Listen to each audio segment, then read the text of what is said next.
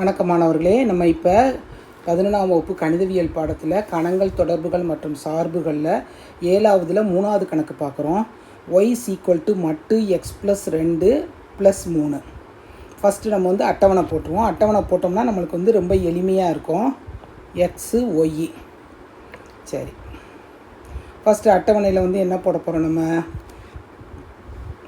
0லேருந்து ஆரம்பிப்போம். 0ன்னு கொடுத்தோம்னா என்ன வரும்? +2.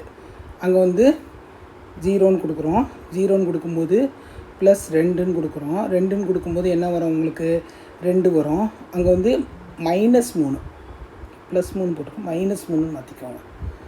-3. சரி, -3ன்னு கொடுக்கும்போது 2, அங்கேனா -1.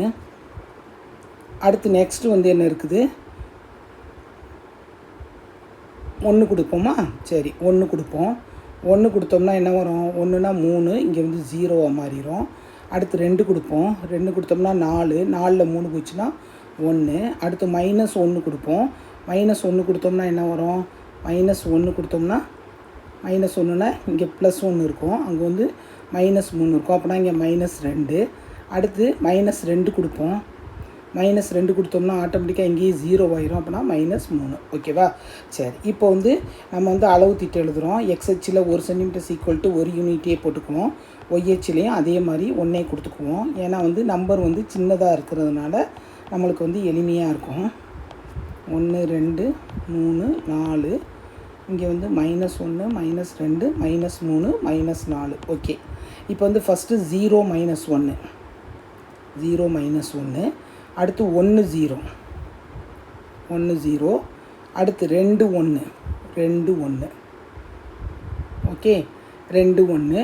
இப்போ 3ன்னு கொடுத்தோன்னா என்ன வரும்? 3ன்னு கொடுத்தேன்னா 5, 5ல் 3 வச்சுன்னா 2 வரும். 5ல் 3 வச்சுன்னா 2 வரும். சரி, இதை குறிச்சிக்கோங்க. இப்போ நான் ஃபஸ்ட்டு இதை முடிச்சுக்குவோம். முடிச்சுட்டு அடுத்த பக்கம் மார்க் பண்ணுவோம். சரி, அடுத்து என்ன இருக்குது? -1 -1 -2, -1 -2. அடுத்து -2 -3.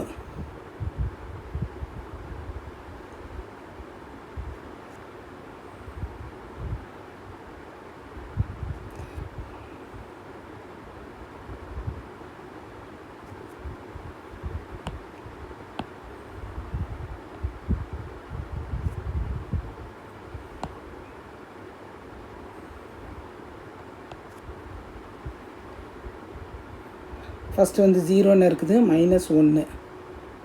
இது என்னது? -1. அடுத்து -1க்கு -2, -2க்கு -3.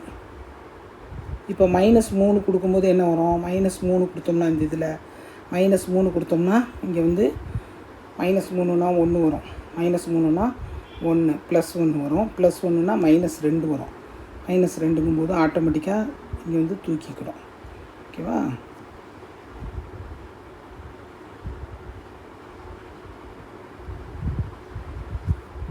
சரி, இப்போ அடுத்து -4ன்னு கொடுக்குறேன்னு வச்சுக்கோங்க. -4னா என்ன வருது?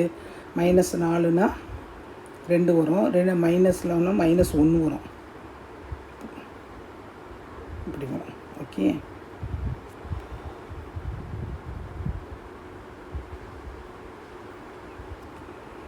இதுதான் இந்த படம். இந்த படம் எப்படி இருக்குது? 2 அலகுகள் என்ன இருக்குது? இடதுபுறமாக மற்றும் 3 அலகுகள் கீழ் நோக்கி வருது. கீழ் நோக்கி நகர்த்துவதால் பெறப்படுகிறது. இங்கே என்னது? 2 அலகுகள் x + 2. 2 அலகுகள் எங்கே வருது? இடதுபுறமாக வருது. 2 அலகுகள் இடதுபுறமாக. அடுத்து -3 அலகுகள் கீழ்ப்புறமாக. கீழே 3 அலகுகள் கீழே வருது அப்படின்னு சொல்லி 1 2 3, 3க்கு நேரம் இருக்குல்ல, அதான் கீழ் நோக்கின்னு அர்த்தம். வரைபடம் 2 அலகுகள் இடப்புறமாக மற்றும் 3 அலகுகள்